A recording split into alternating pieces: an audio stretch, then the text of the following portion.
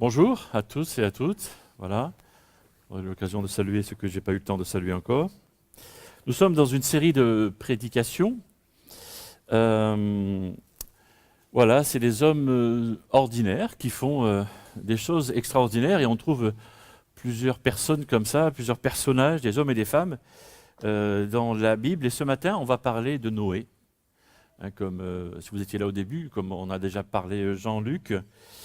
Et Noé est une de ces personnes que Dieu a utilisées. Noé est ce genre de type, ce genre de gars, ce genre de mec, ce genre de bonhomme, appelez ça comme vous voulez, ce genre d'homme, dont Dieu se sert. Et dans Hébreux, chapitre 6, on peut lire que par la foi, Noé écouta les avertissements de Dieu au sujet de ce qui allait se passer et qu'on ne voyait pas encore. Il prit Dieu au sérieux et construisit une arche dans laquelle il fut sauvé avec toute sa famille. Ainsi, il condamna le monde et obtint, grâce à sa foi, que Dieu le considère comme juste. Ce chapitre du livre des Hébreux, qui est presque à la fin de la Bible, parle des héros de la foi, parle de ces personnages, quelques-uns de ces personnages qui ont eu un peu un destin peu commun et qui étaient à l'origine des hommes ou des femmes extraordinaires, mais qui ont fait des choses extraordinaires. Et on a parlé la semaine passée d'un Gédéon qui était le plus petit de la plus petite des familles, de la plus petite des tribus qui habitait dans un village misérable, etc. Bref, et il a pu faire des choses extraordinaires. C'est un peu, enfin pas la même chose, mais voilà, on a cette histoire de Noé avec un personnage finalement ordinaire aussi. Et on trouve son histoire dans Genèse chapitre 6, qui nous dit ceci: quand les hommes commencèrent à se multiplier sur la terre et que des filles leur naquirent, les habitants du ciel constatèrent que ces filles étaient bien jolies et ils en choisirent pour les épouser. Alors le Seigneur se dit: je ne peux pas laisser les hommes profiter indéfiniment du souffle de vie que je leur ai donné. Ils ne sont après tout que des êtres mortels. Désormais, ils ne vivront pas plus de 120 ans. C'était l'époque où il y avait des géants sur la terre. Il en resta même plus tard. Ceux-ci étaient les héros de l'Antiquité aux noms célèbres. Ils étaient nés de l'union des habitants du ciel avec les filles des hommes. Et puis la suite: Dieu vit que les hommes étaient de plus en plus malfaisants dans le monde et que les penchants de leur cœur les portaient de façon constante et radicale vers le mal. Il en fut attristé et regretta d'avoir fait des hommes sur terre. Il se dit: il faut que je balaye de la terre les hommes que j'ai créés, et même les animaux, grands ou petits, et les oiseaux. Je regrette vraiment de les avoir faits. Mais Noé bénéficiait de la bienveillance du Seigneur. Voilà le contexte. Le contexte à l'époque de Noé, c'est que sur terre, tout va mal. Ça tourne pas rond. Alors les habitants du ciel, d'autres versions de la Bible font probablement parlent des anges déchus, etc. Bref. Et mais tout ça fait que le contexte donne une terre voilà, vraiment minée par le mal, et Dieu ne supporte plus ça. Voilà, Dieu ne supporte pas le mal, ne supporte plus le mal.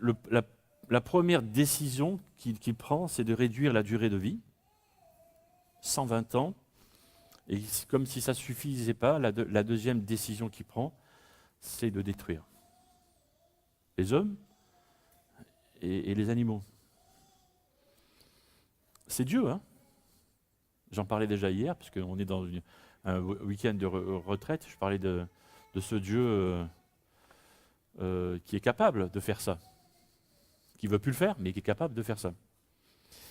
Pourtant, Dieu choisit un homme, là. Choisit un homme, et derrière lui une famille, pour l'utiliser. Un homme ordinaire. Pourquoi?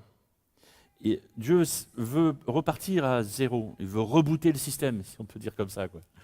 Hein, ceux qui ont vu Matrix, de quoi je parle. Mais c'est un petit peu ça. Enfin, Matrix est inspiré de ça, mais bon, bref. Mais c'est un peu ça, quoi. Il veut redémarrer à zéro avec une humanité et une création plus saine. Si ça a marché d'ailleurs. Ça vient comme ça. Enfin, j'en parlerai un peu plus tard. Alors imaginez-vous un instant à la place de Dieu. Vous faites votre création, etc.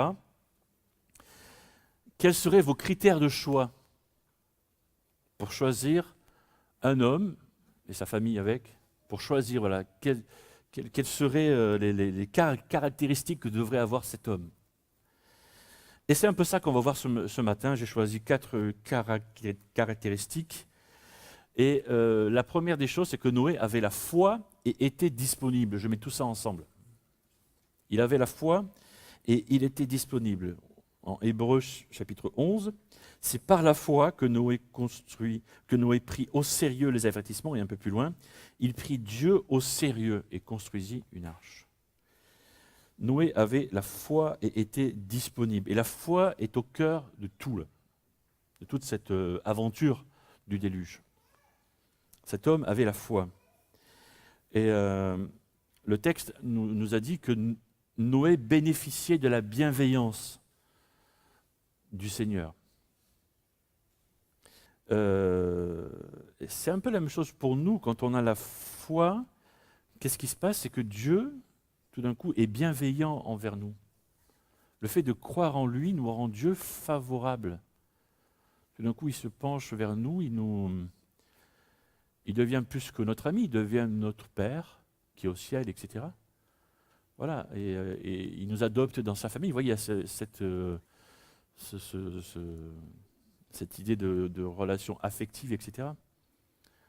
Voilà, quand on se met à croire en Jésus-Christ, Dieu devient favorable et bienveillant. Dieu, en fait, c'est comme s'il ne regardait plus à notre péché. C'est comme s'il ne regardait plus à nos erreurs, à nos mauvaises pensées, à nos mauvais gestes, à ce qu'il y a de mauvais en nous, parce qu'on croit en lui, parce qu'il y a la foi. La foi nous fait prendre Dieu au sérieux. Alors, Dieu s'intéresse plus particulièrement à nous. Et dans Hébreux chapitre 11, Noé prend Dieu au sérieux et il est disponible.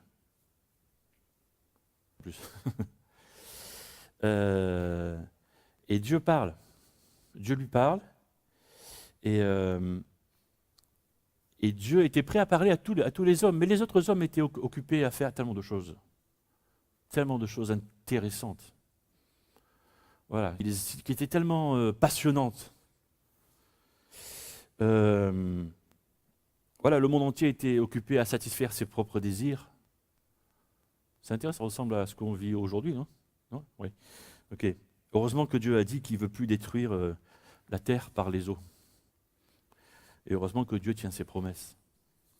Que sinon, l'un d'entre nous ou quelqu'un d'autre sera en train de construire une autre arche. Mais bon. Finalement, ce que je retire de ça, c'est que ce n'est pas trop nos aptitudes qui intéressent Dieu, mais c'est plutôt nos attitudes et notre disponibilité. On est capable de faire. Parce que ça, ce n'est pas un problème avec Dieu. Est-ce que Noé était un marin? Est-ce qu'il y a un charpentier? Est-ce que Noé était un bâtisseur de bateaux? Je ne sais plus comment ça s'appelle ça, bref. Est-ce que Noé, c'était son métier, ça? Il était peut-être agriculteur ou éleveur, je ne sais pas. Mais ce n'était pas son métier. Comment il fallait faire? Donc, ce n'est pas ses aptitudes qui comptaient, mais c'était son attitude et sa disponibilité. Sa foi et sa disponibilité. Alors peut-être que parmi vous, l'un ou l'autre se pose comme question, comment ça se fait que Dieu ne m'utilise pas ou ne m'utilise pas plus? Alors, ce sentiment de ne pas être plus utilisé ou pas utilisé par Dieu. La réponse est là. Je suis aussi sec que ça, aussi direct. que ça peut être que si tu arrêtes de te concentrer sur tes propres désirs, te concentres un peu plus sur Dieu, et si tu te rends un peu plus disponible, peut-être que tu trouveras l'occasion de t'utiliser. Il faut que je sois direct un peu de temps en temps quand même, parce qu'il faut dire les choses comme elles le sont. Si vous connaissez un peu la Bible, vous connaissez peut-être aussi l'histoire de Jésus avec ses disciples. Regardez l'histoire de ces 12 personnes que je viens chercher. La plupart étaient des pêcheurs de poissons. Il a dit, toi et toi, tu me suis? Qu'est-ce qu'ils ont fait, les gars? Écoute, j'ai pas le temps, là, il faut que je recouse mes filets. Non, mais écoute, j'ai mon fils à aller chercher à l'école. Ah non, écoute, je regarde sur mon smartphone, je vais sur mon agenda. Ah non, j'ai pas le temps, là. Ils sont levés et ils ont suivi. Alors, c'est pas parfait. Ils étaient même plutôt très, très ordinaires, en fait. Ils étaient comme toi, comme toi, comme toi, comme toi, comme toi, comme toi, comme toi, et comme moi. Ils étaient ordinaires, des hommes. Voilà. Et les 3 ans de formation avec le maître n'a pas suffi. Il a fallu que le Saint-Esprit vienne en eux et recadre les choses. Ok. Mais ils étaient disponibles. Et le maître a appelé, il a dit, ok, on vient. Il ne savait pas ce qui se passait en fait. Dispo. Deuxièmement, verset 9, Noé était un homme droit et fidèle à Dieu. Il vivait en communion avec Dieu. Et là, mon deuxième point, c'est que Dieu utilise des gens qui osent être différents. Dans la société de Noé, effectivement, au bout de quelques mois, à mon avis, il a commencé à tailler ses arbres. Il a dû en falloir quelques troncs, là. Donc, il a dû en abattre des forêts. Donc, il s'est fait remarquer. Puis construire son paquebot dans son jardin, là. Bref. Donc, il s'est fait remarquer. Mais il était droit et fidèle à Dieu. Il a osé être différent. Se lancer dans cette entreprise, forcément, ça allait montrer qu'il n'était pas comme les autres. C'était évident, quoi. Les gens qui passaient vers chez lui, qu'est-ce qu'il sait, ce fou qui construit un bateau dans son jardin, quoi. Enfin, je schématise, évidemment, à mon habitude. Mais pour insister sur le fait que cet homme n'avait pas peur d'être différent. Pourquoi? C'est encore la même chose aujourd'hui. Est-ce que c'est la majorité qui définit la normalité?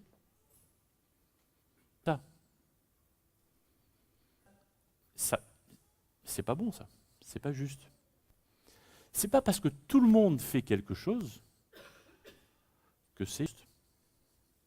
Qui est parents et qui avaient des adolescents, ou qui en avaient eu, on a du mal avec ça, avec nos ados. Eh, mais tout le monde fait ça.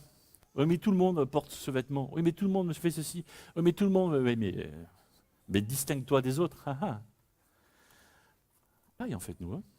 On fait la même chose en tant qu'adultes. Que tout le monde se comporte de telle manière, voilà. Bonne façon de faire les choses. Est-ce que c'est pas comme Dieu nous demande de le faire? Oui, bien sûr. Je vous laisse pas le temps de répondre à la question. Je le fais avant vous. Voilà, bien sûr. Mais pensez aux critiques de Madame Noé ou des enfants de Noé. Voilà. Ou alors imaginez, j'ai décrit une scène un peu pour nous faire sourire, mais quelle vie, quoi. La femme de Noé qui prépare à manger, qui est autour de la table, pourquoi pas, et puis son mari rentre. Salut chérie, comment ça va? Comment s'est passée ta journée? Bah, j'ai coupé un arbre, je l'ai enduit de goudron et je l'ai mis. Oui. C'était quel arbre? Ben, c'était le numéro 5638. Ouais, et demain, qu'est-ce que tu vas faire? Ah ben, je vais faire le 5639. Ils disent que ça a duré 100 ans ou 120 ans, la construction de cette affaire. Hein? Moins? Plus? Il y a- Ouais. Certains disent que ça a duré, ouais, tu vois. Euh, je ne sais pas comment vous vivez les choses, en fait. Mais il avait peur d'être différent et de s'afficher. Nous, était ce genre de personnes que Dieu utilise. Troisième caractéristique, Genèse 6, c'est ce que fit Noé. Il exécuta tout ce que le Seigneur lui avait ordonné. Et c'est mon troisième point. Dieu utilise les gens qui le suivent complètement. Dieu n'utilise pas les gens qui le suivent si les circonstances sont réunies, si c'est le bon moment, si je le veux bien, si j'en ai envie, s'il ne fait pas trop chaud, s'il ne fait pas trop froid, s'il ne pleut pas, si ceci, si... Voilà. Voilà. On a compris. Complètement. Suivre sans question, quelles que soient les circonstances, et complètement. Une mission à cet homme,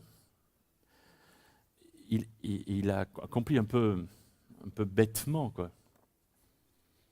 Mais j'ai trop ce mot, il a accompli complètement la mission qu'il avait à remplir. Le sens, et j'en ai déjà parlé hier, mais l'obéissance est pratiquement un synonyme de foi. Ça marche avec, ça fonctionne avec.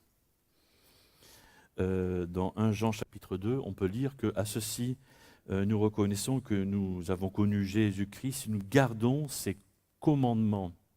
Ce n'est pas ses conseils, hein. Commandements, c'est sa loi.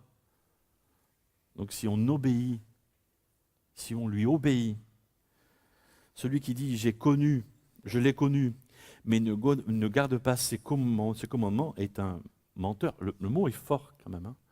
Est un menteur, et la vérité n'est pas en lui. C'est fort. C'est un verset qui est très très fort et qui est là pour nous remuer, pour nous faire mal peut-être, mais quelquefois il nous faut ça, il nous faut un peu des coups de pied aux fesses pour qu'on se remette un peu en place.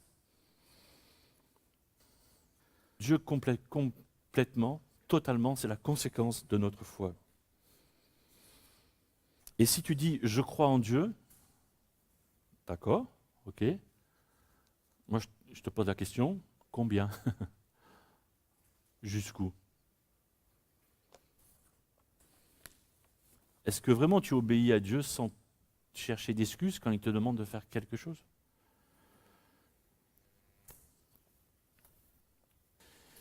Ce projet de construire l'arche, là, c'était vraiment un truc complètement fou, quoi. D'abord, construire un navire en pleine terre, ça ne se fait pas. Voilà, on construit à côté de l'eau, voire même dans l'eau ou sur l'eau. Voilà. Et puis, d'après certains commentateurs, il n'avait jamais plu encore. L'eau semblait venir de la terre et pas du ciel. Et puis, un déluge qui inonde toute la terre, une grande partie de la terre, peu importe, en tout cas, qui tue tous les hommes. Bon, ok. Un navire de cette taille, bon, j'ai plus les mesures en tête, quelqu'un les a en tête? Hein? Ouais, 100 et quelques mètres, enfin, c'est comme un navire de croisière, quoi, je crois. Ouais. C'était énorme, quoi. Mais il a fait. Il a fait. Quatrième point, il a été jusqu'au bout. Dieu utilise les gens qui n'abandonnent jamais. Mieux, quoi. Ah, là, ça nous ressemble un peu plus. Hein. J'en vois quelques-uns qui se sentent... qui disent, ah, ça pourrait être moi. Ouais, tant mieux. Voilà. Et Genèse chapitre 6, verset 22, c'est ce que fit Noé. Il exécuta tout ce que le Seigneur lui avait ordonné. Et puis après, le Seigneur dit à Noé, entre dans l'arche. Les personnages dans la Bible ont dû attendre longtemps. Voilà, quelle que soit la durée qu'a mis Noé pour construire cette arche, un autre personnage comme Jérémie a attendu plusieurs dizaines d'années sans résultat, ou Moïse a attendu plusieurs dizaines d'années pour délivrer son peuple aussi, avant vraiment de se mettre au travail, quoi, si je peux dire ainsi. Ou Paul, hein, l'apôtre Paul, qui a été jusqu'au bout, c'est-à-dire mourir, finalement pour avoir une grande partie, pour nous laisser une grande partie des textes que nous avons entre les mains. Ou Jésus, hein, qui a été jusqu'au bout de sa mission.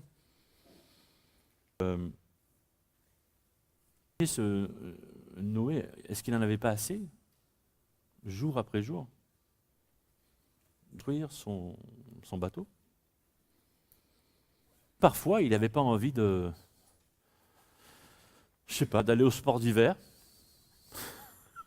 Non, ça n'existait pas. Quoique. Hein? À la plage? Non, c'était loin aussi. Faire un tour au lac? À la plage, c'est ce qu'a dit Jean-Luc aussi. Non, bref, est-ce qu'il n'avait pas envie de temps en temps de changer d'air? Il est jusqu'au bout.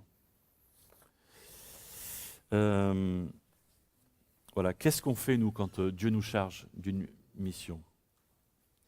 Est-ce qu'on va jusqu'au bout? Est-ce qu'on abandonne face aux difficultés, face à la lassitude aussi? Que d'être utilisé par son Créateur. Dieu m'utilise. Et j'ai posé une question déjà hier et presque tout le monde dit moi aussi, c'est un peu. Voilà. On veut tous que Dieu nous utilise. On est en train de dire mais. Ah. Ça dépend pourquoi. Mauvaise réponse. Voilà. Après le déluge. Ce qui est intéressant avec ces personnages de la Bible, c'est que c'était des hommes ordinaires qui ont fait des choses extraordinaires, mais qui sont restés des hommes. C'est-à-dire qu'ils ont fait des bêtises aussi. Voilà. Et Noé n'échappe pas à sa condition humaine, c'est qu'après le déluge, voilà, il a planté une vigne, et puis il a fait du vin, et puis il s'est saoulé. Voilà. Et puis, il a fait quelque chose qu'il ne devait pas faire, c'est qu'il s'est montré nu, en fait. Voilà. C'était quelque chose qu'il ne fallait pas faire. À cette époque-là. Je dis ça parce que maintenant, bon. Bref. Donc, et un de ses fils l'a vu, et du coup, le fils a été obligé de quitter sa famille. Bref, voilà. Les deux autres fils ont été plus malins, ou plus intelligents. Enfin bref, voilà. Je fais court l'histoire. Hein. Voilà. Mais du coup, Noé n'a pas tout fait juste dans sa vie.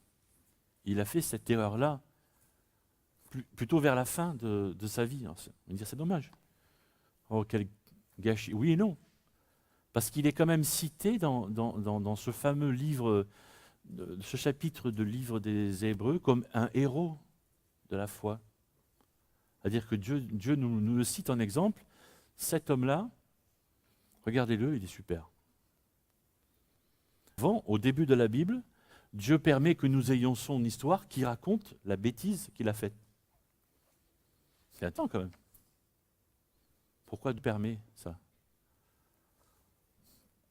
Pour nous permettre, pas pour nous permettre de faire des bêtises, mais simplement parce que Dieu veut nous dire, ok, toi aussi tu peux être un héros de la foi. Par toi aussi je peux faire des choses extraordinaires. Parce que tu es ordinaire, comme n'importe quel homme, comme n'importe quelle femme, mais je peux t'utiliser aussi. Parce que ce qui nous fait peur, c'est qu'on se connaît bien. Et on a peur de faire des bêtises, de penser des bêtises, de dire des bêtises, parce qu'on se connaît bien. Mais Dieu dit, c'est pas un problème ça. Moi ça. Pardon, il y a le sang de Jésus-Christ qui est là pour ça. Si tu me parles de ça, je te pardonne. Être inscrit dans le prochain livre des héros de la foi. Ça, c'est moi qui le dis, bien sûr. Voilà. Mais vous comprenez ça. C'est que Dieu est prêt à nous pardonner. Tu as le droit d'être un homme. Tu as le droit d'être une femme. Et tu as le droit aussi de te laisser utiliser par Dieu. Avec tes qualités, mais avec tes défauts aussi. Tant que tu es sincère avec Dieu, tant que tu le dis, écoute, moi, dans ma vie, ça va pas. Ok, parle-en à Dieu. Demande-lui pardon et essaye de faire au mieux pour plus reproduire ça. Ça marche. Le pardon que Dieu nous accorde en Jésus-Christ. Je vais simplement prier. Seigneur, nous aussi, nous aimerions avoir une relation avec toi comme Noé avait. Et nous aussi, nous faisons des choses, nous pensons des choses, nous disons des choses qui ne sont pas bien en fait. Hein. Voilà ce que tu appelles le péché dans la Bible, des choses avec lesquelles tu n'es pas d'accord, que tu n'approuves pas. Et Seigneur, merci parce que tu es prêt à nous pardonner, à pardonner à celui qui se confesse, qui te demande pardon sincèrement. Et peut-être que l'un ou l'autre est en train dans son cœur, de te demander pardon pour ceci ou cela dans sa vie. Et Seigneur, merci parce que tu accordes ce pardon à celui qui te demande sincèrement. Merci pour ça, Seigneur. Merci. Et merci parce que tu veux nous utiliser. Merci parce que tu veux un peu comme nous rebooter, comme nous donner un nouveau départ. Et nous saisir ça, Seigneur. Nous voulons saisir ce nouveau départ avec toi et vivre en communion avec toi. Je veux te dire merci, Seigneur, et merci aussi, Seigneur, pour l'un ou l'autre qui s'est saisi de cette prière dans son cœur ce matin, qui a fait cette demande de pardon et pris peut-être cette décision de nouveau départ dans sa vie. Merci parce que tu veux nous utiliser. Tu puisses faire des choses extraordinaires au travers de nos simples vies, d'hommes et de femmes ordinaires. Que la gloire te revienne, Seigneur Jésus, toute la gloire. Amen.